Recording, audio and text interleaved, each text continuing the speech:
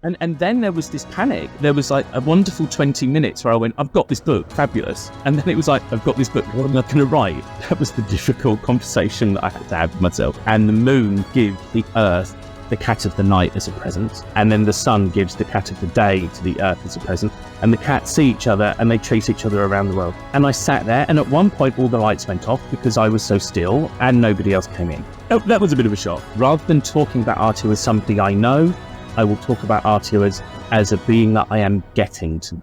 So that's what the book is about. Hello and welcome to the Pagan Portal podcast, produced by Moonbooks Publishing and presented by me, Rachel Patterson. With me today, I have the very lovely druid, storyteller and slave to two cats, Andrew Anderson. Couldn't put it better myself, right? Now, I'm coming from as a dog owner, but I do know I do know cats. Do you know, cats have surprised me. I was always a dog person. I was never a cat person. And then I just happened to get these two and suddenly I'm a cat person. So other than cats, or including the cats, we don't mind. Do you want to just tell us a little bit about yourself? Yeah, my name's Andrew Anderson. I'm a druid, as was mentioned. I am also a health and safety officer. It is perhaps the strangest thing about me. So I'm an environmental health and safety officer. So I take the word environmental very, very seriously in my job. And so, you know, I'm a trained environmental manager and health and safety as well. So that's kind of my day job. I live in Stratford-upon-Avon. I'm a very big fan of Shakespeare. And for the last 25 years, I've lived opposite Shakespeare's house. So like, you know, I was worshipping at the temple of Shakespeare very often. But I've moved out into the countryside where there are foxes and rabbits and birds, and it's joyous. So yes, so that's kind of me in a bit of a nutshell. And somehow in between all of that, I get time to write as well. So yeah. Oh, and I suppose the latest job I've got another job now. I'm the new editor of Touchstone, which is the OBOD magazine, which used to be edited by Penny Billington. So my first edition of Touchstone came out in February, and the second one's about to come out this month. So I feel a bit like the new Doctor Who. Congratulations! Yeah, thank you. I feel a bit like the new Doctor Who. You know, everyone's still like, what's it going to be like? You know? Brilliant. That's excellent news. And Stratford-upon-Avon, beautiful, beautiful place. I am a little bit jealous. It's one of those places. It is beautiful. It is absolutely glorious. But when you live somewhere, you just begin to take it for granted, don't you? And I think that was kind of the problem with living in the middle of the town. Is I was surrounded by this beautiful stuff, and I couldn't see it because all I could see was the people and tourists. And so kind of moving out has kind of been rediscovering, actually. So every day when I go into work, I go across the river now, and that's just beautiful to see that changing with the seasons, and it's connected me a lot more with the river and kind of the natural world around me, really, because I just see so much more of it. So you've mentioned you're a druid. How would you describe your spiritual pathway? And I do appreciate that's quite a wide and random question. I am a druid. I didn't start out as a druid. I only have been a druid for about 10 years. I've always kind of been interested in spiritual things. So even from when I was very little, my family weren't churchgoers, but like I went to a Church of England secondary school, and I used to love going into the church. And when I was very, very little, my infant school was at a church. So I was always kind of in and out.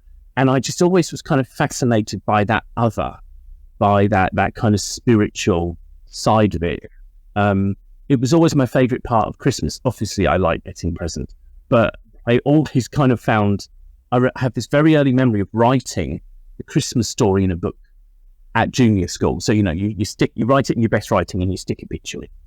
And it always kind of struck me that kind of the myths and the stories and the spiritual side was so much more interesting, really. So I kind of tried various different alleyways to that, and I was a bad Buddhist for a very long time. It's because this whole idea of giving things up, I was not good with that. I should tell my Oh yeah, no, let's not do that. No. And so kind of on the Buddhist thing, what was really interesting is I couldn't get it to work. I just couldn't get it to sit. And I was very lucky. I managed to go on the Trans-Siberian Railway. So I went, we flew to Tallinn, went through Russia down into China. And I remember going to the Jade Buddha Temple in Shanghai and going, oh, that's it. That's how it works. Because it worked in its place. It kind of connected to the ground. So I then spent a long time when I came back from that trying to connect to what I thought was on this ground, what was in this place. I kind of went through Wicca. I was an even worse Wiccan than I was a Buddhist. But I loved the Wheel of the Year. I mean, I learned that Wheel of the Year and I was like, I have to do something with this. So obviously I then ended up in Druidry, mostly because at that point I was a creative writing teacher and I was looking for inspiration. And when I went onto the OBOD website, they said, join us, you can be a bard, you can be inspired. And I was like, okay, I'm signing up for that. Is this a guarantee? And it worked. I am very much an OBOD druid. I am an Order of Bards, Obates and Druid. I'm currently doing the Anglesey Druid Order course with Christopher Hughes, which is a really interesting kind of other view. And I was really, really interested in taking that other view, that other step, to see how I could augment what I've got in place, if you like. And so that's really interesting, but I'm very much an OBOD druid, if that makes sense. I'm very much what my teaching was. I think it seems to be a repeated pattern. A lot of us start with the church. Yeah. It's a story that does repeat itself. I think maybe we're all looking for something. We just don't find it straight away. And I still do love going to churches. I love going into them. I love the feeling that you can sense the kind of the worship coming out of the walls from those years of worship that's happened in there, and they often places of great stillness. There was an anniversary very recently of my mother's death. She died 40 years ago, and I was like, I'm going to go to a church and light a candle. But then this weekend I got to the point where I could do that, and I kind of went, no, I'm not going to. I'm going to go and work in the garden. I'm going to go and take this piece of land and sort it out and kind of work with it and take out the bits that don't look happy, and that felt like a much more druidy thing to do. And I think that was quite telling for me that actually I didn't go and light a candle. I did a very druid thing with that. So, yeah. So we can't ignore the cats anymore. In case anyone's wondering, there is one on my lap. You have several books with Moon Books, I know, but I want to start with the latest, which is The Magic of Cats. As a dedicated dog lover, I loved it. I absolutely loved it. So what inspired you to write The Magic of Cats? It kind of felt like a very natural next book. As I mentioned very, very frequently to anyone who will listen, I've got two cats. One of whom's laying on me at the minute. Alf is with me at the minute. Alf is my big ginger cat, and Alf is 20. And so he walks around the house going, I'm very old. And Marlowe is a little black and white cat, and he's 16, 17, and he walks around the house going, I'm not quite as old. Because they're very old and crumply cats now, bless them. And I know everyone loves kittens, and there's all these kitten videos, but seriously, an old cat is the most cute thing in the world. They are just adorable. Alf is ginger, but he's gone white over here, so he's got these little white whiskers. Oh. Every time I look at him, my heart breaks a little bit because I'm like, oh, it's just so adorable. So yeah, one of my friends said to me, oh, you should write a book about cats. And I was like, hasn't every spiritual writer written a book about cats? I mean, there's hundreds out there about cats. And I was like, really? How am I going to do that? And then I looked at the Moon Books kind of library, and I found out that there was a Moon Books book on cats. So I just kind of ruled it out and was like, well, that's never going to happen, is it? But we kind of got notification that Moon Books were doing this new series of books called The Magic of. So I know there's The Magic of Snakes, there's The Magic of the Seal, which I think is coming soon. There's still wall Yeah, and we've got the butterflies and wolves. moths. So Yeah. they wanted to try Yeah. like a starting series to see how that would go. And there is a Moonbooks author Facebook group, and that's where it all goes down. That's where all the good stuff happens. And Trevor, Yeah, you wouldn't believe what you goes would on in not there. believe it. It's just, we can't tell you, we've had to sign an official Secrets Act. Trevor put this post in that saying, we're going to write the magic of who wants to write what. Well, of course, there was just this, you could hear everyone charging at their laptops, typing away. And I said, Trevor, cats, please. And then there were a couple of other writers who put cats. And so I kind of thought, how am I going to swing this? So I posted a picture of Marlo and Alfie underneath and said, if you don't give this to me, Trevor, these two will be very angry with you. Yes. Blackmail, love it. I have, I'm shameless sometimes, but I think it was the picture of Marlo and Alfie which swung it for me. And then there was this panic, because then there was like a wonderful 20 minutes where I went, I've got this book, fabulous. And then it was like, oh, I've got this book, what am I going to write? Because as I said, hasn't everybody who's written a spiritual book written a book about cats? So I then had to find like a unique way into the subject, find a selling point, if you like. And that was the difficult conversation that I had to have with myself. But you've done it. It is very unique. It wasn't what I was expecting at all. In a positive way. It is a beautiful book. Absolutely beautiful. It's written from a place of great love, which I hope comes tell over. That. And and the fact that I kind of wrote my boys into it kind of gave me that purpose and that drive to kind of really just make it a lovely book. I really wanted it to reach out to people who love cats, people who aren't so keen on cats, because it gives a slightly different perspective. But also, it's also to kind of like a pagan readership, but also a non-pagan readership, if that makes sense. It was meant to be as broad as I could make it, but while at the same time still kind of proposing something slightly different about cats that hasn't really been written before. Oh, you've achieved that, absolutely. So you have the cat of the night and the cat of the day. This one is the cat of the day. Would you like... You've got cat of the day is on your lap. The cat of the night presumably is out wandering the streets. No, he's out in the hallway laying on his back. Marlo just lays with his belly out the whole time. So would you like to expand on the idea of the cat of the night and the cat of the day, who they are and why they are the night and the day? So I'll tell you what they are in the book first, and then I'll kind of tell you where they came from, I think.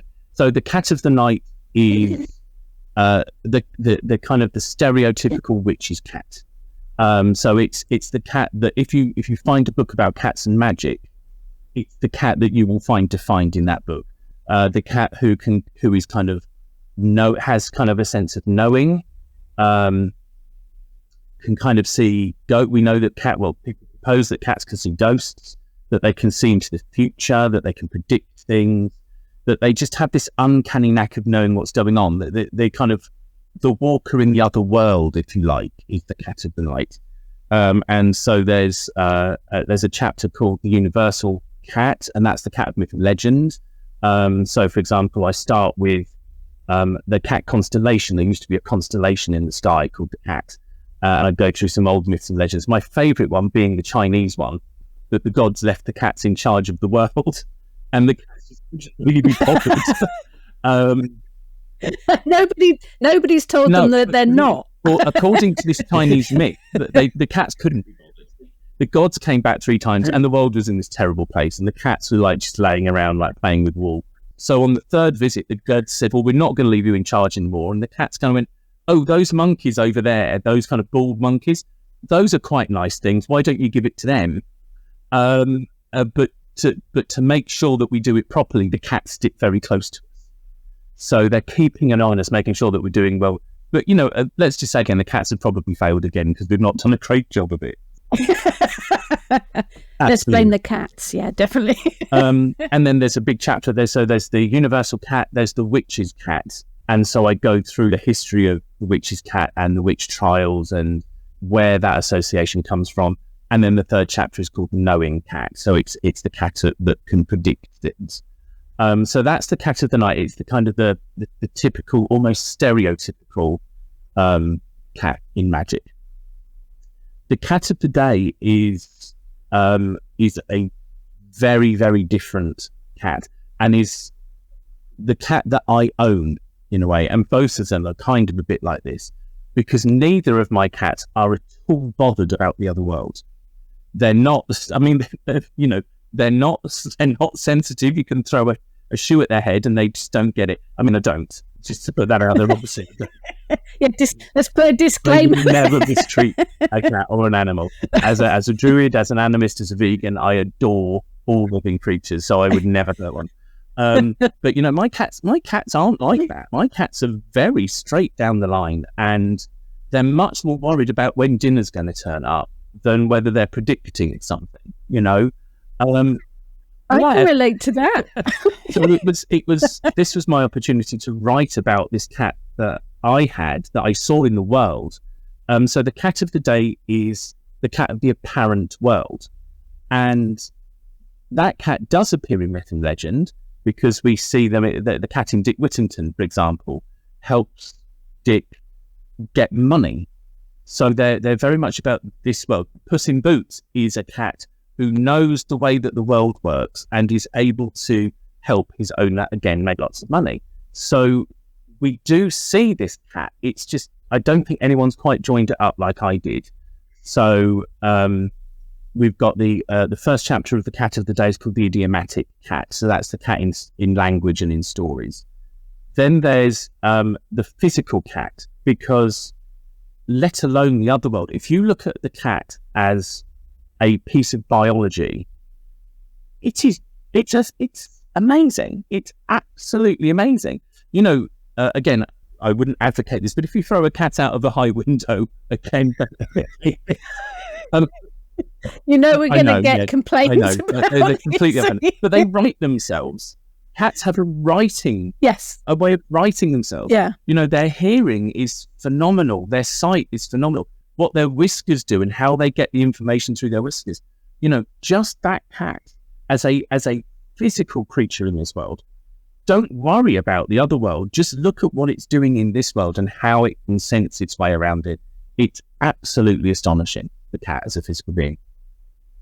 And then the final chapter of the cat of the day is about how the cat has learned to work with us, and it's called the evolving, because cats are also masters of change and real world changing for us. So, for example, cats have two kinds of purr. They have a purr which is just, I'm very happy, and I'm loving this, and I'm licking my feet, and I'm having a great time. And then they have another kind of purr, which is called a solicitation purr, and that's, I want something. So that's when they come to.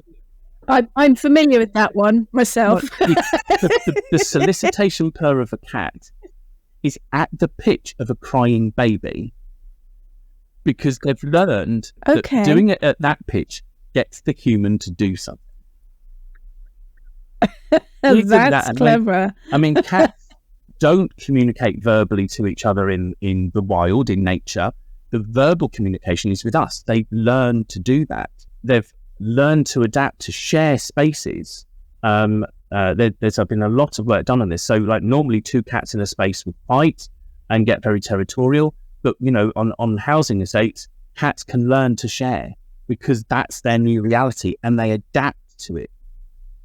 So this cat of the day is just the cat that's in the room. It's not a cat that's off anywhere else. It's the cat that's in the room. And there is, a sun energy which shines through the cat of the day, which links back to Egypt and Ra and the Sphinx. In the same way that the cat of the night has the moon energy, the cat of the day has that sun energy, which kind of warms us and makes us all in the. I love that. I did love the connection where you we do. Cats are quite often associated with the moon, aren't they? And I love that you'd put the sun in there as well.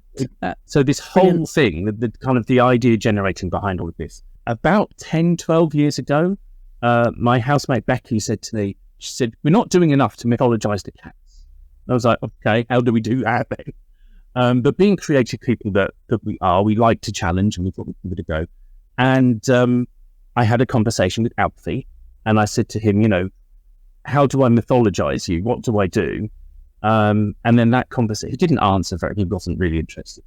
And then, so I then said, well, do cats have myths? Do cats have stories? And so what I ended up writing was this extended poem for children called The Cat of the Night and the Cat of the Day. And it's a cat creation myth. So how the world came into being, and the moon gives the earth the cat of the night as a present. And then the sun gives the cat of the day to the earth as a present. And the cats see each other and they chase each other around the world. And that was kind of the idea that I then took on and developed into the various characters. It works. It works brilliantly. Thank you. It's one of those weird things that you do as a writer, where you write a poem and you go, oh, okay, I'll just put that over there. And then 10 years later, boom, this is where I use it. That's what it's for. It was not. Now, you did mention, touched on this, but cats are not known for being subservient. They're not known for paying attention to training or rules, or it sounds like me actually, but I must have part cat or something. But what do you think draws them to living with human beings? Is it just that they are looked after, or do you think there's something else to it? We are convenient. We are very convenient. We deliver food. We do what they want generally. So, you know, we sit and we cuddle them. He's wobbling my table. The wobbling table. We do what they want. I mean, you know, you go round a cat owner's house and you can't tell a cat not to do something. So you're like, don't scratch the sofa. We've just bought the sofa. We bought a new sofa last year when we moved in. You wouldn't guess it's under a year old because, you know, there are cat scratching posts all around the house, but no, it's the sofa.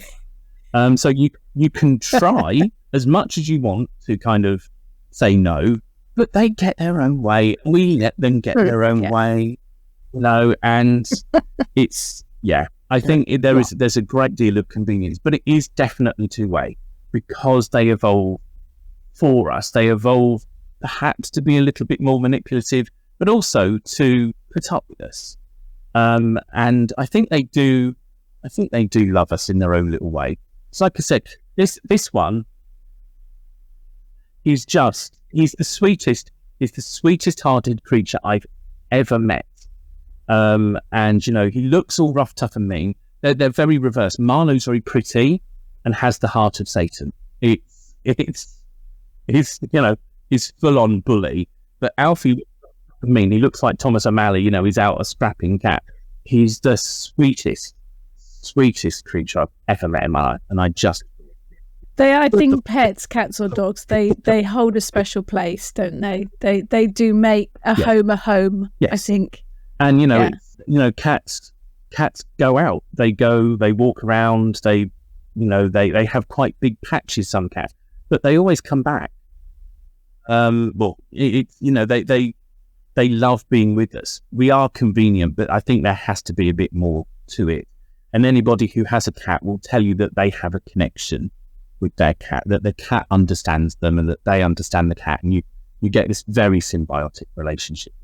Yeah, brilliant. I do the same. I think dog owners do the same, don't they? But just different, completely different animals, obviously. I mean, you know, many ways. I've said to you, I was a dog person. When I grew up with dogs, we did have a cat, and she was lovely. And I mentioned her very briefly in the book. She's one of the dedications because she was this glorious little cat. But I was a dog person, and I was a dog person right the way through.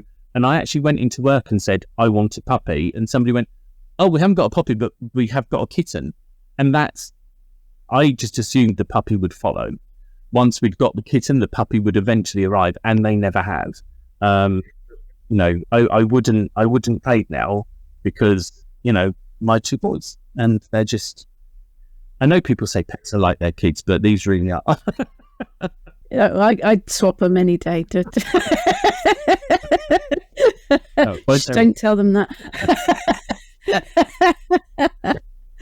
Now, I have to mention the beautiful images. There's the cover, but you've got some images inside, and they are drawn by the very lovely, very talented Hannah Willow.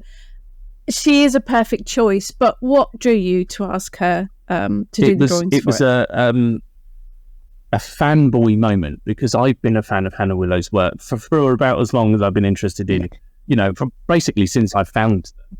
I've always kind of naturally been drawn to her work and gone, oh, that's beautiful. I'll buy that card. I've got drawers of cards behind me from Hannah. And actually, the way I found her, sorry, he's got off now. Alfie's gone. The way I found Hannah was actually through my second book, was through Artio and Artemis, because I was kind of on this spiritual journey about bears, and I found an image of Hannah's called "And He Was Made of Stars," which is it's a bear talking to a badger. I've got it up over there on the wall. It's I am familiar with the image. Yeah, talking it's beautiful. To a badger, and this sense of the ancestral passing down to the badger is just glorious. And while I was writing Artio and Artemis, obviously in that book there's a lot about bears and stars, and so I found this and I decided to include that in my book. And so I wrote to Hannah and said, would you mind if I talked to you about this image and where the ideas came from and how you work with the spirit of the bear? And she wrote back and said, yes, I'd love to. And so we had a conversation, which is in Artio and Artemis. And I said to her, I'll send you a copy of the book when it comes out. I'll send a copy to you so you can read the interview. And she read the book and she went, wow, I've been drawing Artio all these years and I didn't know. And fantastic. The book kind of lit something up for her, I think. And she said to me at that point, if you write another book and you'd like me to do something, just let me know. And it was like, oh my god, okay. Well, I happen to be writing this book on cats, and Hannah is a great fan of cats. In fact, Hannah was kind of absolutely in at the beginning of the book, because I hadn't written a word when I got Hannah on to do the cover. Well, I didn't know about the illustrations at that point, but she said she'd do the cover. And once I knew that Hannah was doing the cover, I knew exactly what kind of book it had to be. I knew it had to reflect the kind of the very beautiful magical quality of Hannah's work, so that the two kind of sung together. So it really helped me as a writer, knowing that Hannah was going to be contributing. And so I remember pushy author saying, this is what I think the front cover should be. And Hannah was like, Andrew, I do my own thing. And I was like, okay. and she sent it through. And I think I cried, because obviously she had lots of pictures of my boys, and she had, I'd sent her through some stuff, and we're friends on Instagram, so she'd looked at pictures of them online. But it's beautiful. Oh, it's perfect. And then this Christmas, the Christmas that's just gone, I got a parcel, and I was like, oh, what's this? Opened it up, and I saw it was from Hannah, and I thought, oh, she must have sent me a print. She sent me the original. Oh, wow. And it's above my altar. And what I do is I flip it round, or I'm going to flip it round. It's been on the Cat of the Night so far, but when we pass the spring equinox, we'll go to the Cat of the Day at the top, and they'll change. And so it's become this kind of integral part of my altar. Oh, what a wonderful gift. It is. It's perfect. It is absolutely perfect. I couldn't have asked for more. It was, like I said, as a fanboy of Hannah's work, it was beautiful. And then the other thing, if you've got Hannah's Oracle deck, that this is where the picture came first, because she was putting together this Oracle deck, and she messaged me to say, could I use the picture in my Oracle deck? And I said, yeah, oh yes, please do. I'd love that. And so their balance They're the oracle card for balance, the cat of the night and the cat of the day. And it says these two, this is Marlowe and Elfin, they belong to a druid. And I'm like, oh, that's me. I was very happy about that. And so I was in a shop in Glastonbury just before Christmas, and they were selling Hannah's oracle deck. And I shuffled through the cards and I put Marlowe and Elfin on. And then went, those are my cat. So nobody knows, nobody knows me, nobody knows Andrew Anderson, but they look the cats. The cats. Oh, it works. It is. It's absolutely perfect for it. She's very talented. Her artwork is beautiful. Absolutely. So you mentioned bears then, so we should perhaps leap on to the bears. And I have to say, this is one of my favourite books. I was so pleased when you wrote about RTO, because I'd heard the name, I knew very little about it. And reading the story, we come on the journey with you, which is fascinating. So again, what prompted the idea to write RTO? And pronounce the second one for me. It's RTO and Arteus? Is it? Arteus. Yeah. It's, well, Arteus. Okay. The original is kind of Arteus because it's only recorded as a Roman name, so it's Arteus. But someone made it more Celtic and it's become Arteus. But the actual inscription is about Arteus. Yeah. So this was this was a very deliberate decision as a book. I've written The Rich of Writing, and I was like, the difficult second album, what do I do? Yeah, we are working in reverse order, absolutely, just to be really confusing. So I thought, okay, so I'd been reading a lot of pagan portals, and I remember reading Gwyn ap Nudd by Daniel Forrest and Thor by Morgan Daimler, and I was like, I love these books. What I loved about it was the very clear connection between the writer and the deity and the length of that. And I thought, well, okay, one of these would be quite fun. Who do I know about?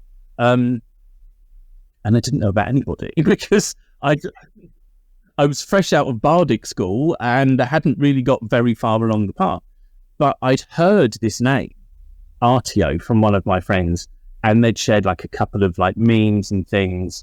And I was like, okay, well, and I knew RTO was Bear Goddess. So I was like, okay, I will write about RTO. That's what I'll write.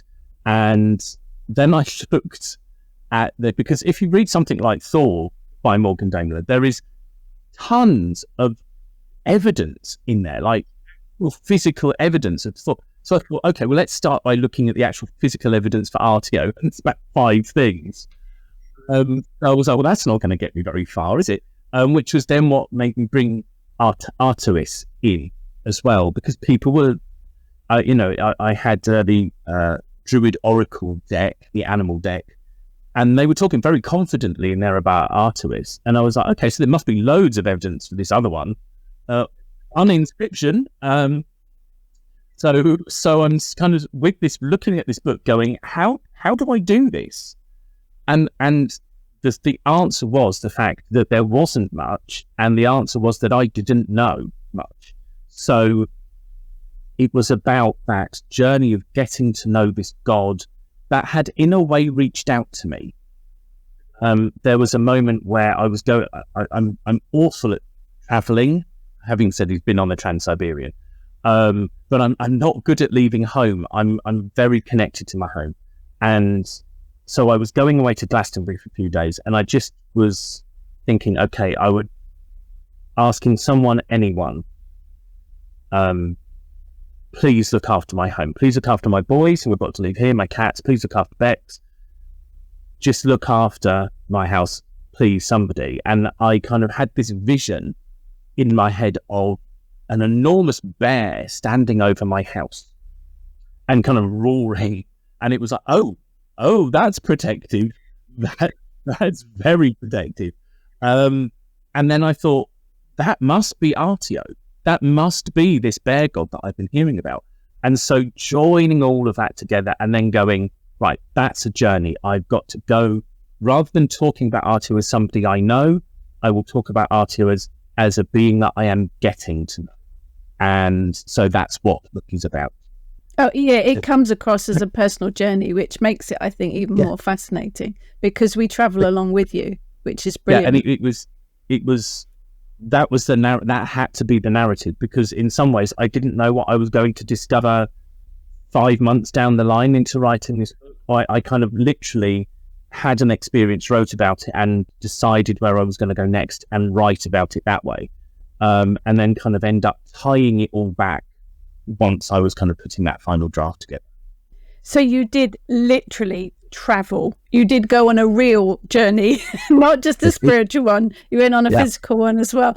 How did you decide where you were going to go? Because I know in the book you seek out a particular bear statue in Bern. Was that your actual, right, that's where I'm going first? Or was there another destination? The original, because when I looked at the evidence, and I'm quite a visual person, so I mapped it onto a map of Europe of where the evidence ratio was. And my initial idea was to travel between the places. So at the beginning of the book, I do kind of take a from Britain across Europe to Bern kind of narrative. And I was going to do that. I was going to go to all of the places and look at all of the inscriptions. But I found some of them very, very difficult to track down. So I thought, well, that's possibly not the best thing to do. But the statue of Artio that's in Bern kind of struck me as something that I had to see rather than looking at it online. Because when you look at it online, the picture is always the same. It's always kind of side on.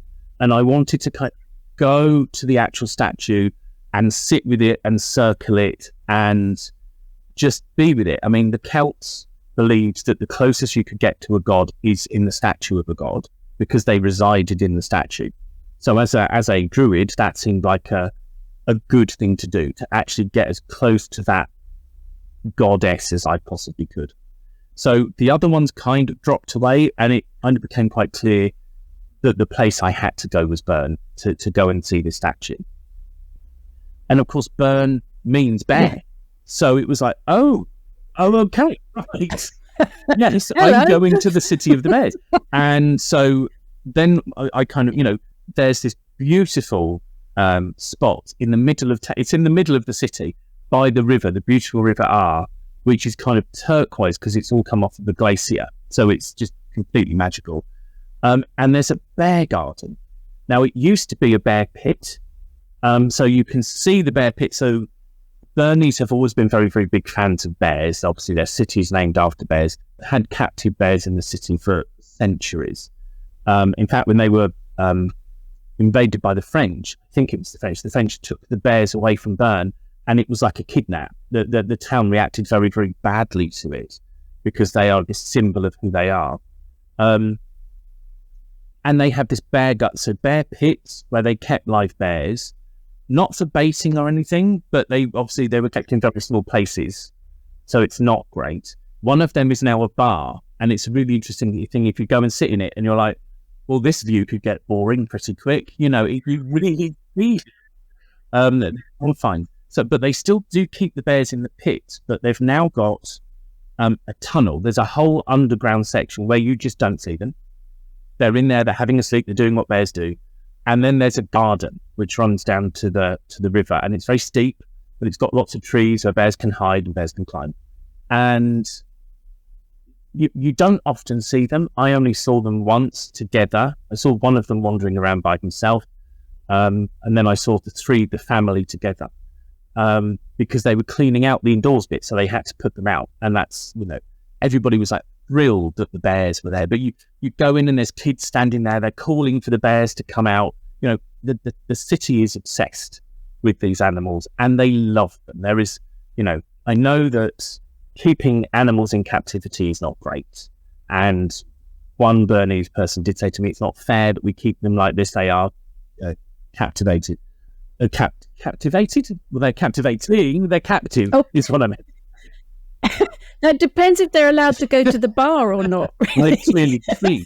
But there is a genuine love for these animals in the middle of the city. So I spent a lot of my time just sitting in that part of the city And then I went off to the museum and sat with the statue. And I was kind of under the impression that everybody else would have done the same. Surely everybody in Burton knows about the bear goddess. No one. Yeah. So I went in, there's a whole gallery on the Celts, and I sat there by the statue, got a little bit tearful because I'm like, oh my God, I've done it. I've actually done a pilgrimage to this statue. Wow, that's quite amazing. And I sat there, and at one point all the lights went off because I was so still and nobody else came in. That was a bit of a shock. And then two women came in and took pictures of things and went out and ignored the statue in the middle. And a gentleman came in and went round, ignored the statue. And I'm like, why are all these people ignoring her? And I never did get to the bottom. They just didn't know. They just didn't know that she was there and that she was important. So I got to kind of sit with Artio and be with that statue for a good hour without anybody trying to throw me out. So that was lovely. Maybe that was the reason. There's a strange man hanging around by that statue. At least he didn't get escorted out. it was for, friends of mine who I talked to in the book who are Artio devotees said to me, when you get there, can you get me a postcard? If they do little Artio statues, can you bring it? The only thing there was a book, which was in German. So thankfully, while I was out there, I met some Obod Druids who knew I was coming and wanted to talk to me. And one of them very helpfully translated bits of the German book for me. And that's where I got a lot of the information, which isn't kind of generally well known about the statues. So a lot of people discuss whether Artio is the human on the statue or whether she's the bear. It's a human, a bear, and a tree. And most people disregard the tree. I kind of argue that I think the tree is a lot more integral to the statue than other people suggest.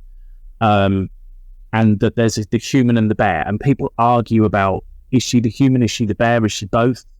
And it was through getting access to that information that I only would have got in the museum that I found out that actually the original statue was of the bear. The bear has been moved, which is why there's damage underneath the plinth. The bear was moved backwards to make way for to the human figure. So for me, Artio is the bear. The human is a later addition, but Artio is the bear. No, the story was amazing to read it and follow you along your journey to do something quite amazing, really. But you did have a powerful experience with bears, more locally than travelling to a different country. Bristol Zoo, yes. I believe, holds some special memories. Yes, for and you. it's not the main site of Bristol Zoo. It's out by the M5, so it's in a really glamorous location. It's opposite. Anyone looking for it's opposite Cribbs Causeway.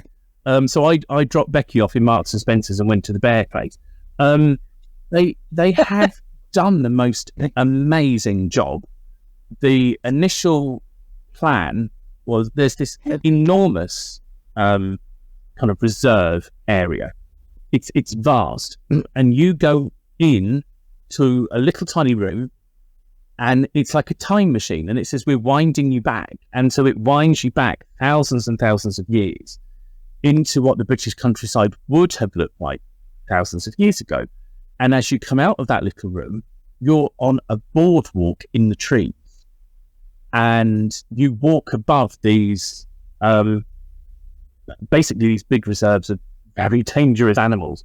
So there's a wolverine, and so what's that terrible noise? It was the wolverine eating something, kind of dismantling it, bones and all, and there's a compound with wolves in. Now, the initial idea that they had was that they were going to take down the wire between the bears and the wolves and let them all mix in this same massive compound. And that's the idea. I've never been back, I'll be honest. And I should go back because it would be interesting to see whether they've done that. You're like, yeah, these animals coexist, and so they're trying to recreate that feeling, and it is an astonishing place because you can get really close to them. I was in like this big concrete bunker, with a glass wall in front of me. And there were a couple of other people sitting in there. And this bear just walked past. And you're standing there by the glass going, that's enormous. And it's that far away from me. And the glass is covered with like paw prints, these enormous clawed paw prints. It really does bring home the size, the danger, but also, you're right close to them. They're absolutely beautiful, but they're very dangerous. It was arranged around with a bear skull, and it's like, it's like this massive thing. Enormous. And I was like, I really want one of them. If you go somewhere and say I want a bear skull, people do think you're a bit strange. I never got a bear skull, but it's a very, very wonderful place, and I'd strongly recommend it for people. Brilliant. Now, one of the things you did discover in your travels was a bear feast. Yes. I'm loving the idea of that. Obviously, anything with the word feast in it is going to draw my attention. Enlighten us about the bear feast. This is not something I take any credit for. It's something that a friend of mine, an acquaintance of mine called Corwin, and his partner set up with other people. And it hasn't run for a number of years, but I know that it ran this winter, and I just couldn't quite get to it. But it is basically a modern a reenactment of a very, very ancient festival that happens in kind of arboreal cultures around the world. So a lot of work was done on this in the early part of the 20th century, and they found that, whether you're in Norway or Japan or Russia or what's now Canada, there is this old ritual that was undertaken by all of those peoples, where kind of just past midwinter, they would the communities would get together, and they'd go out and kill a bear. But it wasn't done in a brutal way. It was almost done. It was done in a very ritualistic way and with a great deal of reverence. So they would call the bear grandfather, grandmother, for example, and it was all done as politely as you can for killing an animal. But it was a time of great reverence. And then they'd take the bear back, and they would eat the bear, and they would celebrate the bear, and they would feast on the bear, and then they would sing and dance, and you'd have, like I said, bits where people would kind of perform. So it was a ritual of at least a couple of days. And the modern bear group tried to do that. So they all went and stayed in a longhouse. And they all stayed together, and there was a real community. They hunted the bear, and somebody is designated as the bear, and they go and hide, and they have a skin, and they are ritually killed, and then the skin is brought back in, and then there is a feast. And it's a wonderful thing that they've done, because this is one of the earliest human rituals that we have evidence of. And they reenact it. It's now being done a lot more regularly. And I'm going to have to go one year, because it's and just to kind of be there and witness it and be part of it, I think would be very, very powerful, a very powerful moment. It is a brilliant book. It's absolutely fascinating. And I think perhaps one of the interesting connections that you made was between bears, Artaeus, and the Arthurian legends. Because we all love the Arthurian legends, don't we? And it's one of those things that sits in front of you that I didn't see until I was kind of in and writing, which is Artaeus is A-R-T and Arthur is A-R-T. And it's, Arth is the Welsh word for bear, and it comes from this Celtic root. And there was a writer, not me, who suggested that because Artaeus is a French god, the only reference we have to them is in France. And a writer suggested that the stories of Artaeus spread through France, and then the story of Arthur was taken to France, and the two met, and formed the story of Arthur that we know now. Because, of course, Arthur is asleep. Arthur didn't die. Arthur is asleep. He's hibernating in a cave and will come out when in need, just like bears do. So there are a lot of connections. I suggest that Artavis was not a warrior god, maybe not exclusively a warrior god. There is definitely that aspect to him, because we see that in bear representatives around the world, that there are the military warrior aspects. But I think Artavis was more of an example of a good leader. So they would have been a tribal leader, they would have been a tribal chief, they would have been a symbol of good fortune, good travelling, and as a good leader. And I think when you look at the story of Arthur, it's about being a good leader, and the forces around him that maybe pull that away. But it's that idea of having the bear god, having the bear figure as the good leader.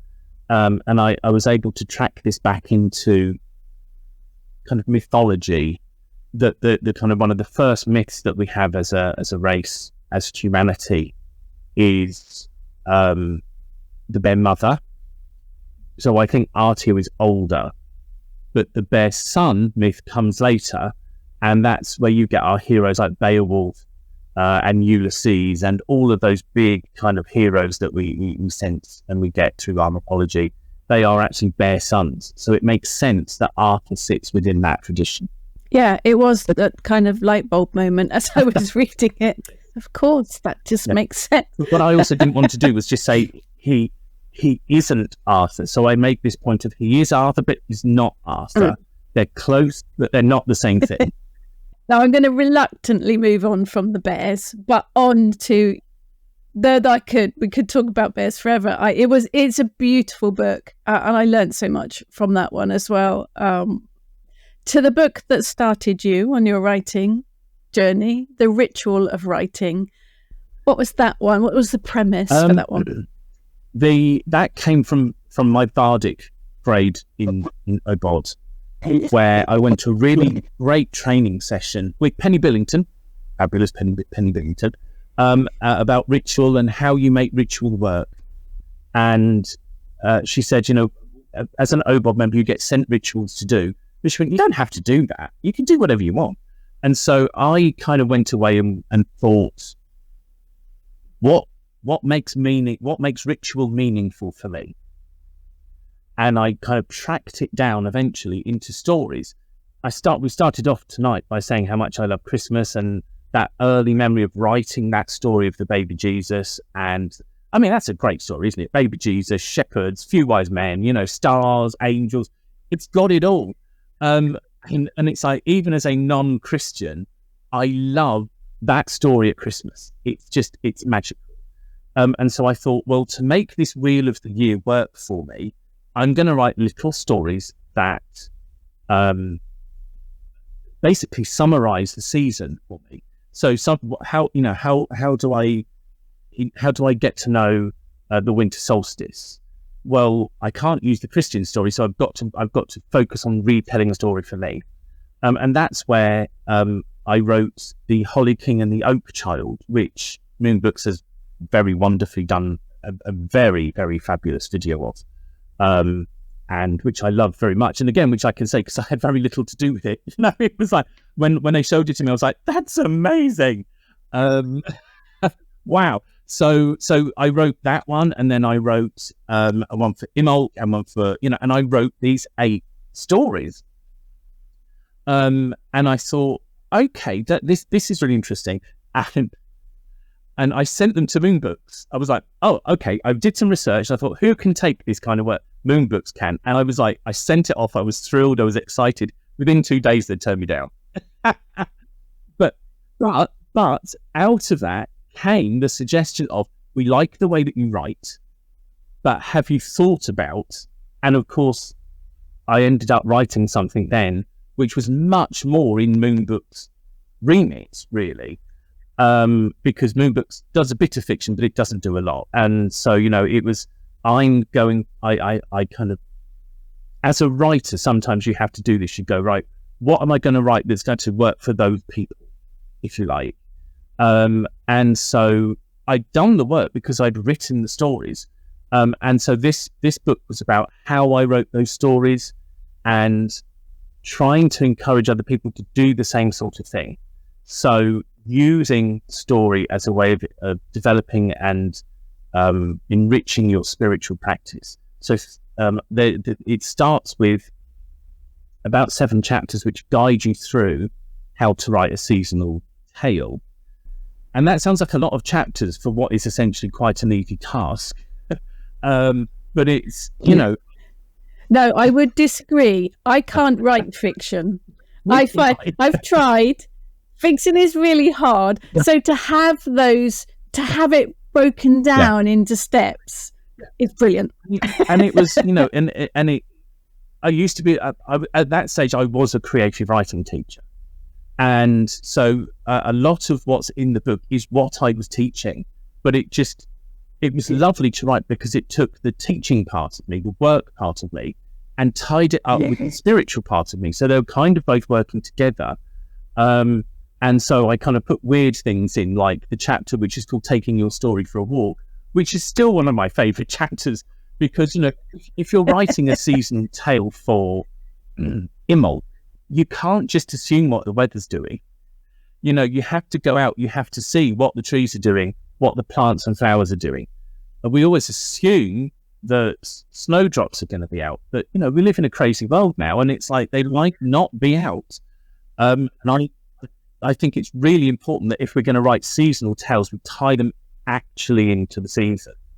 So it's there's a lot about that. And then the other thing which a lot of people have said back to me, which they thought was very useful, is about reading your work out. Because obviously the stories were, when I wrote them, they were written to be part of a ritual. So yes, they were written down, but they were meant to be read aloud. As a creative writing teacher, I used to see people who were terrified of reading out their work in front of other people. And it's terrifying, isn't it, Rachel? Yes. Yes, I'm there. I remember totally. The first time I read my poetry out to anybody was a poetry, like a local poets thing, with Wendy Cope sitting there, like on the timer, because we only had 5 minutes each. And she was on the timer. I was like, oh, God. So it's a really difficult thing. But I think reading out is a great way of critiquing your own work. Because when you read it on the page, you don't always see the mistakes. I don't. I'm like, oh, right, I made that mistake. Fine. You get word blind, don't you? When you've when you read it out loud, you've got to turn it into something else. So you concentrate more on what you're doing. Then that way, I think you actually stand a better chance of working out if it's any good or not. Now, it doesn't matter if it's not good. If you're reading it out as part of a ritual, it doesn't matter because your gift is from you to the universe. It's to the gods. It's to the world. It doesn't matter because you've tried it, you've written it, and you're in the process of translating it into something in the air. But what will happen is that you will start to see the things that you do, and you will start to work out things like pacing, because you will have to pace, different stories have exciting bits and sad bits. And by reading it out, you suddenly start to see where all of that happens. It does make a difference. It really does. I mean, I don't write poetry or fiction. My brain would explode, I think. But I do write chants for spell work. And I have found that you can write it down and it reads fine in your head, but it's only once you read it out loud that you think, no, that's not got the right rhythm. So reading it aloud does make a huge difference. And it's the Holly King and the Oak Child, for example. There's a bit where, the Holly King goes storming through the forest and he finds the child, and, there's moments of tension and then there's bits of action, and you've got to pace it. And sometimes, I read the worst one. The worst one by far was Beltane. I don't get on very well. We don't work, me and Beltane. Orphan kids, I'm like, oh, look at all this. Yeah. And of course, there's I'm glad it's past 9 o'clock now. There's a great deal of sexuality in Beltane, which when you're trying to write a story, it's a bit like, oh, this has all gone a bit 50 Shades and is really comfortable. So I wrote it and then was like, I can't read, I just, and it was awful. I read it out and I was like, no, because it was really cold because I was trying not to do things that were cheesy and corny. So I had to then go away and I completely rewrote the Beltane one because it just didn't work. And as soon as I started to read it out, I realized that it wasn't going to work. And I did want to have that coldness in that I didn't want it to be fruity.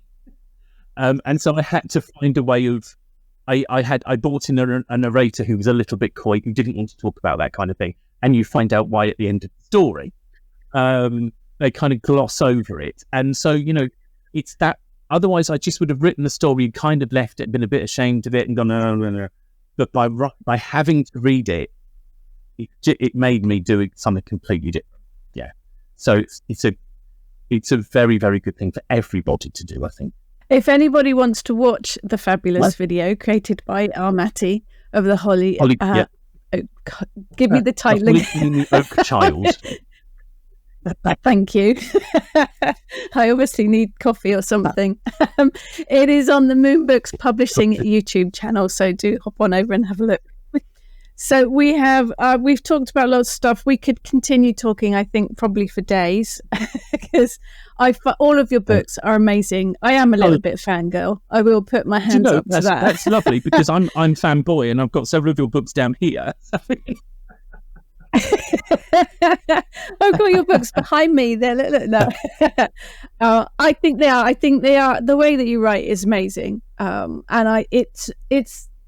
I think part of that is because a lot of it is so personal to you, and you take us on journeys in your stories, and they are amazing.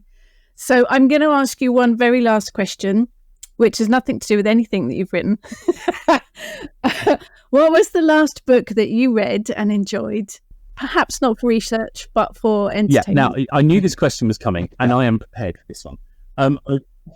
Because I'm Don't tell everyone we cheat. This is the only question I knew. I read a lot. I read a lot. I read a lot of very diverse things. I do that deliberately to try to kind of push myself out of my comfort zone. The one thing I've never really got on with is detective fiction. I'm not a big fan of like murder mysteries and things. I don't know. But I found this person, Ellie Griffiths. Oh, she's the wrong way around on my camera. She might be the right way around for you. Don't worry, because on the podcast there won't be a picture. Okay, so I'll explain. They're books. I'm holding up a book called Dying Fall by Ellie Griffiths. Now, Ellie Griffiths, the reason I like these is that there's a druid in them, which it just, Beck said to me, "Oh, you need to read these. These have got druids in them." And so the lead protagonist is she's an archaeologist. And so she kind of uncovers dead bodies, and sometimes they're modern murder victims, and sometimes they're old murder victims. And there's obviously the police element. But she has this friend called Cathbad, who is a fully paid up druid. And Ellie Griffiths has clearly done a research, because there is a strong druidic element runs through, and not everything is explainable. There are mysterious and magical things that happen. And I love that. I love the fact that she's done it in a not cheesy way, and she's brought druidry right into the heart of quite a mainstream book. And there's like 20 of them. I'm only up to number 5, but Cathbad is there all the way through apparently, and he's very central. So that's my current reading love, and I'm just reading them one after the other. That sounds brilliant. That sounds right up my street. I love a detective one. Sherlock Holmes, Poirot, I'm there. Yeah. The first one is called The Crossing Places, and it's about a henge and a more, it's about liminal spaces and all of that kind of stuff. So it's proper spooky and proper one. It's been an absolute pleasure talking to you, as always, Andrew. And I think we'd need about a week's or maybe a month's worth of podcasts to talk ourselves out. Brilliant books. Lovely to chat with you. Thank you so much for joining us today. Thank you so much for asking me. And thank you to our listeners and our viewers. And we will see you again next time on Triple P. You have been listening to the Pagan Portal podcast, a Moonbooks Publishing production. For more information, please visit our website.